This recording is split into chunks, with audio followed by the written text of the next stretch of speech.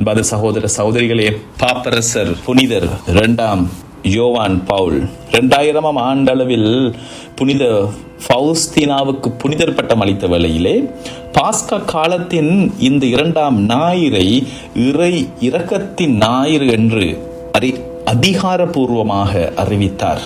ஆகவே இன்றைய வாசகங்களை நாங்கள் தியானிக்கின்ற இந்த வேளையிலே இந்த வாசகங்களுக்கும் இறை இரக்கத்திற்கும் இடையே உள்ள ஆழமான தொடர்புகளையும் நாங்கள் ஆராய வேண்டும். புனித யோவான் எழுதிய நற்செய்தியின் 20ஆம் அதிகாரம் 19 31 வரையான பகுதிகளை நாங்கள் வாசிக்க காண்கிறோம். இந்த நற்செய்தியின் ஆசிரியர் புனித யோவான். இவர் இயேசுவின் 12 சீடர்களில் ஒருவர். விவிலியத்திலே இயேசுவுக்கு மிக பிரியமான சீடர் என்று அழைக்கப்படுபவர். மற்றைய 3 நற்செய்திகளையும் விட யோவான் நற்செய்தி குறியீட்டு வார்த்தைகளால் நிறைந்த இறையியல் ஆழம் கொண்டது. இயேசுவின் அடியில் நின்ற ஒரே ஒரு சீடர் இவர்தான். ஆகவே இயேசுவின் விலா குத்தப்பட்டதையும் அதிலிருந்து இரத்தமும் நீரும் வழிந்ததை நேரடியாகவே கண்ட ஒரு சாட்சி இவராவார். ஆகவேதான் இயேசுவின் விலாவை அவர் மீண்டும் மீண்டும் வலியுறுத்தி காட்டுகிறார்.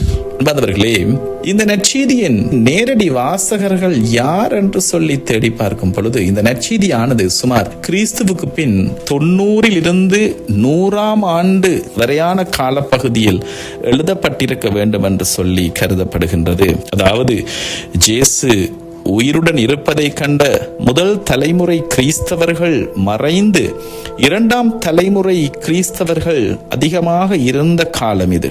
ஆகவே இயேசுவை நேரில் காணாத மக்கள் நாங்கள் எப்படி இவற்றை நம்புவது என்கின்ற கேள்வியை கேட்டுக்கொண்டிருந்தார்கள்.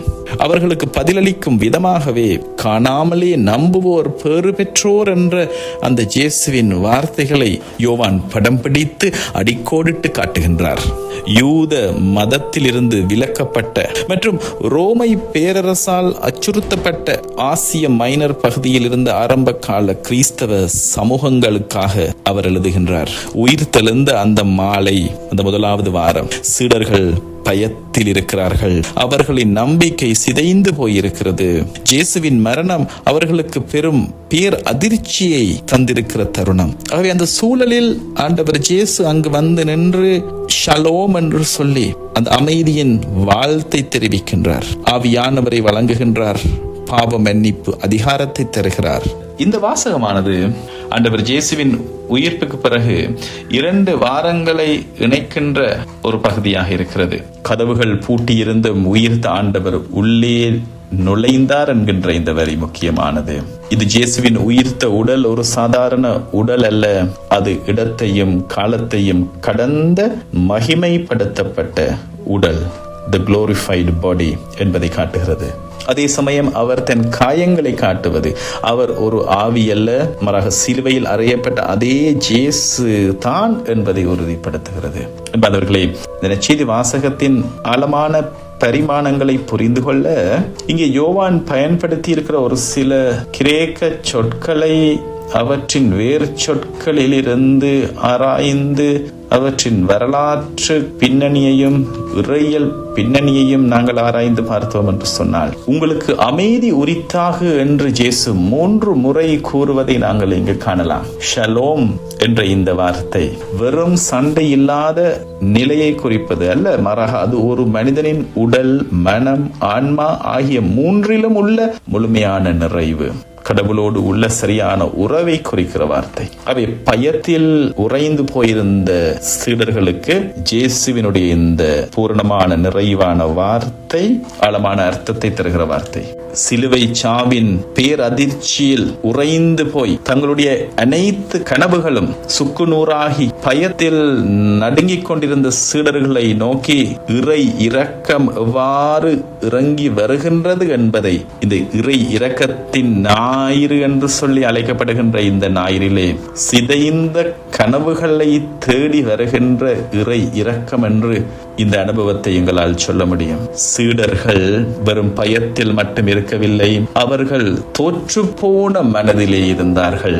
3 ஆண்டுகளாக அவர்கள் எதையெல்லாம் கனவு கண்டார்களோ அவை அனைத்தும் கல்வாரி உச்சியிலே கொல்லப்பட்டு கல்லறையிலே புதைக்கப்பட்டு விட்டன. தங்களை ஒரு முக்கியமானவர்கள் என்று கருதி கொண்டவர்கள் இப்பொழுது தப்பியோடியவர்கள், காட்டிக் கொடுத்தவர்கள் என்ற குற்ற உணர்விலே ஒரு மனித மட்டத்திலே பார்த்தால் மிகவும் உடைந்து போன நிலையிலே இந்த சீடர்கள் இருக்கிற ஒரு தருணம். பூட்டி இருந்த கதவு அவர்கள் இருந்த அறை கதவு மட்டுமல்ல, யூதர்களுக்கு அஞ்சியதால் மட்டுமல்ல, தங்களுக்குள்ளே இருந்த அந்த உடைந்த பிம்பத்தை சந்திக்க பயந்ததால் அந்த இருண்ட அறைக்குள்ளே தங்களுக்குள்ளே தாங்களே பூட்டிக் கொண்ட ஒரு விரக்தியின் உச்சத்தில் சீடர்கள் அனைவரும் எந்த நம்பிக்கையும் மற்ற நிலையில் இருக்கிற ஒரு தருணம் இது. அவர்களை தேடி இறை இரக்கம் பூட்டிய கதவுகளுக்குள்ளே நுழைகிற அற்புத அனுபவம் இது. காயங்களோடு விழுந்திருக்கிற இந்த சீடர்களுக்கு சிலுவை அடியிலே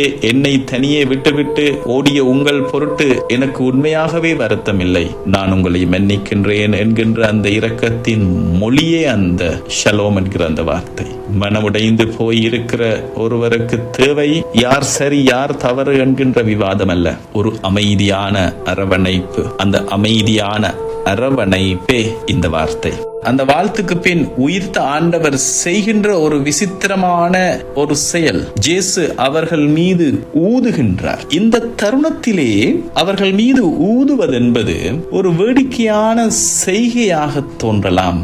ஆனால் அன்பார்ந்தவர்களே, அது ஒரு ஆழமான அர்த்தமுள்ள ஒரு செயல். இந்த ஊதுதல் என்கின்ற இந்த வார்த்தைக்காக பயன்படுத்தப்பட்ட வார்த்தை எம்பிசாவ். விதமாக தொடக்க நூலிலே தந்தையாகிய கடவுள் மண்ணாலான மனிதனில் மூச்சை ஊதிய பொழுது மனிதன் உயிர் பெற்றெழுந்தானோ, அதே போல உயிர்த்த ஆண்டவர் பாவத்தினால், பயத்தினால், அதிர்ச்சியினால் ஒரு வகையில் பிணமாக அமர்ந்திருக்கிற சீடர்கள் மீது ஊதுகின்றார். எம்பிசாவ் என்கின்ற இந்த வார்த்தை பழைய ஏற்பாட்டின் தொடக்க நூல் 2ஆம் அதிகாரம் 1ஆம் வசனத்திலே கிரேக்க மொழிபெயர்ப்பு வேதாகமமான செப்துவாஜின்ட் வேதாகமத்திலே கடவுள் ஆதாமின் நாசியில் உயிர் மூச்சை ஊதிய பொழுது பயன்படுத்தப்பட்ட அதே சொல்லையே இங்கும் யோவான் பயன்படுத்தி இருக்கிறார். ஆகவே இதனுடைய ஆழமான பொருள், பாவத்தால் செத்து போன மனித குலத்திற்கு இயேசு தனது உயிர்ப்பு மூச்சின் வழியாக புதிய வாழ்வை வழங்குகின்றார் என்ற அர்த்தத்தை தருகிறது. மூச்சு விடும் இரக்கம், உயிர் கொடுக்கும் வல்லமை. நான் உனக்குள் என் உயிர் மூச்சு காற்றை, என் தூய ஆவியை உனக்குள் செலுத்துகின்றேன் என்பதே அந்த ஊதலின் பொருள். உங்கள் இதயங்களிலே தட்டம் தட்டமாக சாம்பல் படிந்து, அழுக்குகள் படிந்து, கரைகள் படிந்து இந்த நிலையிலே நான் ஊதுகின்ற இந்த மூச்சு காற்று மறுபடியும் உங்கள் இதயங்களை பற்றி எரிய செய்ய வேண்டும் என்று ஆண்டவர் இயேசு ஊதுகின்றார். அவர்கள் மீது ஊதி சொல்லக்கூடிய அந்த வார்த்தைகள், அன்பார்ந்தவர்களே, தூய ஆவியை பெற்றுக் கொள்ளுங்கள். நீங்கள் எவருடைய பாவங்களை நீங்கள் மன்னிப்பீர்களோ அவை மன்னிக்கப்படும், எவருடைய பாவங்களை நீங்கள் மன்னியாதிருப்பீர்களோ அவை மன்னிப்பின்றி விடப்படும் என்கின்ற வார்த்தைகள் பாவத்தினால், பலவீனத்தினால் தோற்று போயிருந்த இந்த சீடர்களுக்கு பாவத்தை மன்னிக்கின்ற அந்த அதிகாரத்தையும் அந்த வல்லமையையும் தருவது இறைவனுடைய பேர் இரக்கம் என்று காட்டி நிற்கின்ற. இறை இரக்கம் என்பது உயிர் மூச்சு இன்றி இருக்கின்ற நமக்கு தன்னுடைய மூச்சு காற்றை தந்து நம்மை உயர்த்தி பிடிக்கின்ற அருளின் அனுபவம். என்பவர்களே, எவருடைய பாவங்களை நீங்கள் மன்னிப்பீர்களோ என்கின்ற இந்த வார்த்தைகள் ஒரு புரட்சிகரமான ஒரு தருணம். எப்படி என்று சொன்னால், குற்ற உணர்விலே கோணி குறுகி நின்றவர்களிடம் உலகத்தையே மன்னிக்கின்ற அதிகாரத்தை இயேசு வழங்குகின்றார். ஆகவே இரக்கம் என்பது முதலாவதாக நீங்கள் பெற்றுக்கொள்ள வேண்டும். நீங்கள் பெற்றுக்கொள்வதோடு அது முடிவதில்லை, அது மற்றவர்களுக்கும் கொடுக்கப்பட வேண்டும். உடைந்த சீடர்களை அவர் மன்னிப்பை பகிரும் கருவிகளாக, தூதர்களாக மாற்றுவதன் மூலம் அவர்களை முழுமையாக குணப்படுத்துகின்றார். இந்த வார்த்தைகள் தான் இறை இரக்கத்தின் ஊற்றாக, ஒப்புரவு அருள் சாதனத்தின் அடிப்படையாக அமைந்திருக்கிறது. நம்முடைய வாழ்வில் இருக்கின்ற எந்த ஒரு பெரிய உடைவையும், சிதறலையும், சிதைந்த நிலையையும் இறைவனுடைய மன்னிப்பென்கின்ற இறைவனுடைய இரக்கம், அந்த அருள் வந்து அணைக்கும் பொழுது அது பனி போல் மறைந்துவிடும். ஆண்டவர் இயேசு தோன்றிய வேளையிலே திதிமு என்கின்ற தோமா ஆண்டவர் இயேசு வந்த பொழுது இருக்கவில்லை. மற்றைய சீடர்கள் ஆண்டவரை கண்டோம் என்ற பொழுது தோமா அதை நம்ப தோமா அவர்களிடம் அவருடைய கைகளில் ஆணிகளால் ஏற்பட்ட தழும்பை பார்த்து அதில் என் விரலை விட்டு அவர் விழாவில் என் கையை இட்டால் ஒழிய நான் நம்ப மாட்டேன் என்கிறார். 8 நாட்களுக்கு பின் இந்த நற்செய்தியினுடைய அடுத்த பகுதியான அவருடைய சீடர்கள் மீண்டும் உள்ளே கூடியிருக்கிறார்கள். அன்று தோமா அவர்களோடு இருக்கிறார். அன்றும் கதவுகள் பூட்டப்பட்டிருந்தும் இயேசு உள்ளே வந்து அவர்கள் நடுவே நின்று அதே தெரிவிக்கிறார். தோமா தனது சந்தேகத்தால் உடைந்து போயிருக்கிறார். ஒரு உடைந்த மனிதனுக்கு தேவைப்படுவது அதிகாரம் அல்ல, மாறாக தன்னை போன்ற ஒரு காயப்பட்ட இதயம். இயேசு தனது தழும்புகளை காட்டும் பொழுது உன் காயங்களை நான் அறிவேன், ஏனெனில் நானும் காயப்பட்டிருக்கிறேன். இந்த தழும்பு என்கின்ற இந்த வார்த்தைக்காக பயன்படுத்தப்பட்டிருக்கிற வார்த்தை டுபோஸ். இந்த டுபோஸ் என்பது ஒரு காயத்தின் அடையாளம் மட்டுமல்ல, அது ஒரு முத்திரை என்ற அர்த்தமுடையது. ஆகவே 1 பேதுரு 2ஆம் அதிகாரம் 24 நாங்கள் காண்பதை போல அந்த ஆண்டவர் இயேசுவினுடைய காயங்களின் தழும்புகள் நம்முடைய காயங்களுக்கு மருந்தாகின்றன என்று அவர் சொல்லுவது, அவருடைய காயங்களால் தழும்புகளால் நாம் தொட்டு குணமானோம் என்ற இந்த வார்த்தை அளவான அர்த்தத்தை கொண்டது. இறை இரக்கம் நம்மை தேடி வரும்போது அது ஒரு தூரத்து மேகமாக வராமல் நம்மை போலவே இரத்தமும் சதையுமாக இப்பொழுது காயப்பட்ட மருத்துவர் மூச்சு விடுகின்ற உயிர் மூச்சு காற்றை ஊதுகின்ற அந்த ஆவியை வழங்குகின்ற இறை இரக்கம் வருகின்றது என்பதற்கான மிகச்சிறந்த வெளிப்பாடுகள். அவருடைய தழும்புகளால் நீங்கள் குணமடைந்தீர்கள் என்று 1 பேதுரு 2:24 சொன்ன இந்த அனுபவம் இந்த வேளையிலே தோமாவுக்கு நிஜமாகிறது. அன்பான சகோதர சகோதரிகளே, இயேசு தனது தழும்புகளை காட்டுவது நானும் காயப்பட்டிருக்கிறேன் என்று கூறி அவர்களின் காயங்களை அவர்கள் ஏற்றுக்கொள்வதற்காகவே.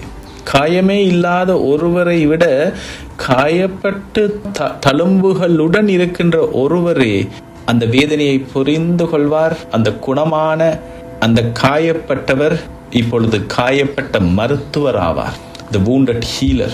ஆகவே இயேசுவினுடைய தழும்புகள் டூபோஸ், இப்பொழுது காயப்பட்ட மருத்துவர் ஆவார். இந்த காயப்பட்ட மருத்துவர் என்ற இந்த உருவகத்திற்கு மிகச் சிறந்த இலக்கணமாக இருப்பவர் நம் ஆண்டவர் இயேசு கிறிஸ்து. தோமாவின் கதை பகுதியை வெறும் சந்தேகத்தின் கதை என்று மட்டும் பார்க்காமல் ஒரு தனி மனிதனின் உடைந்த நிலையை, அங்கலாய்ப்போடு சந்தேகங்களோடு வாழ்ந்து வருகின்ற ஒரு தனிப்பட்ட மனிதனுடைய உடைந்த நிலையை தேடி வருகின்ற இறை இரக்கம் என்ற கோணத்தில் பார்ப்பது மிக ஆழமானது.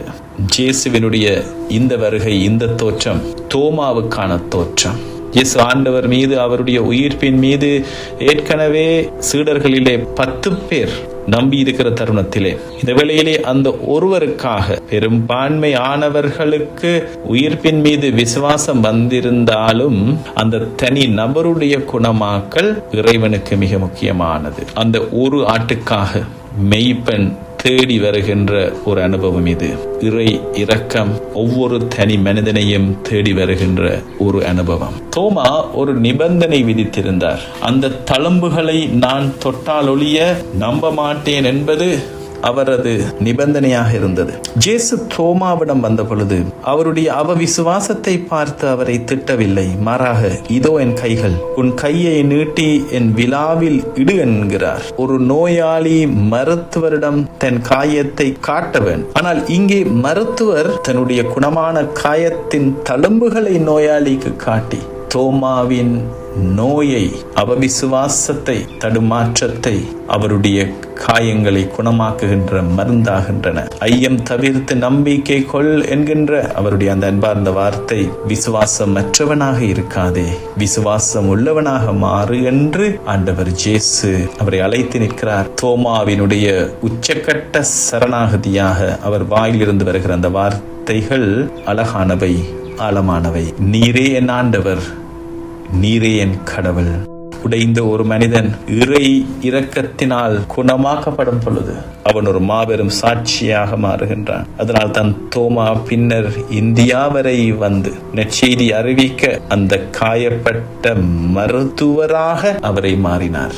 தனது காயங்களின் தழும்புகளை சுமந்து நிற்கின்ற ஆண்டவர் இயேசுவினுடைய அந்த உருவம், அவருடைய தழும்புகளை தொட்டு நாம் ஒவ்வொருவரும் இறை இரக்கம் என்கின்ற அந்த தெய்வீக அருளிலே நாங்கள் நினைய வேண்டும். காயப்பட்டு குணமான தெய்வீக மருத்துவரால் மட்டும்தான் நாங்கள் எங்கள் காயங்களை குணமாக்க முடியும். இறை இரக்கத்தின் வாய்க்கால்களாக, ஓடைகளாக நாம் மாறுவோம். எம் வாழ்விலே ஒப்புரவு அருள் சாதனம் என்பது இறை இரக்கத்தின் நேரடி வாய்க்கால். இயேசு சீடர்கள் மீது ஊதி எவருடைய பாவங்களை நீங்கள் மன்னிப்பீர்களோ அவை மன்னிக்கப்படும் என்று கூறிய பொழுது இந்த இரக்கத்தின் வாய்க்காலை திறந்து வைத்தார். நமது பாவத்தால் உடைந்து குற்ற உணர்விலே நிற்கும் பொழுது இந்த அருள் சாதனம் நம்மை தூய்மைப்படுத்தி கடவுளோடு இணைக்கிறது. இது ஆன்மாவின் ஒரு குளியல் போன்றது. நற்கருணை என்பது இறை இரக்கத்தின் உயிருள்ள ஊற்று. நாம் நற்கருணையை உட்கொள்ளும் பொழுது காயப்பட்ட மருத்துவரான இயேசு ஆண்டவர் நமக்குள் நுழைந்து நமது பலவீனங்களை தமது பலத்தால் நிரப்புகின்றார். கடவுளுடைய வார்த்தை என்பது இன்னொரு வழிகாட்டுகின்ற வாய்க்கால்.